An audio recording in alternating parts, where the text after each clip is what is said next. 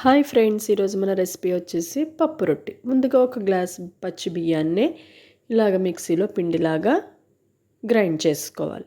అలా గ్రైండ్ చేసుకున్న పిండిని పక్కన పెట్టుకొని ఒక గిన్నెలో ఒక గ్లాస్ బియ్యానికి అదే గ్లాస్తో నీళ్లు వేసుకొని అందులో శనగపప్పు, సాల్ట్, జీలకర్ర వేసి మరిగించాలి.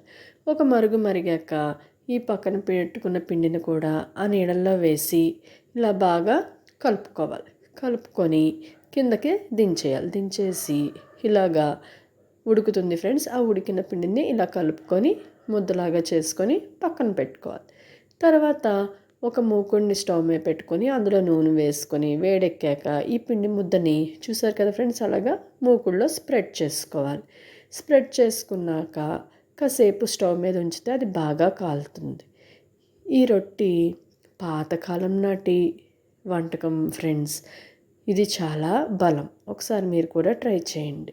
మీకు కనుక ఈ వీడియో నచ్చినట్టయితే లైక్ చేయండి, షేర్ చేయండి, సబ్స్క్రైబ్ చేయండి. చూసారా ఫ్రెండ్స్, ఇలాగా స్ప్రెడ్ చేసుకున్నాక బాగా కాలిన రొట్టిని చూస్తుంటేనే నోరూరిపోతుంది ఫ్రెండ్స్. దీన్ని ఒక ప్లేట్లోకి తీసుకుని సర్వ్ చేసుకోవడమే, అంతే. Thank you.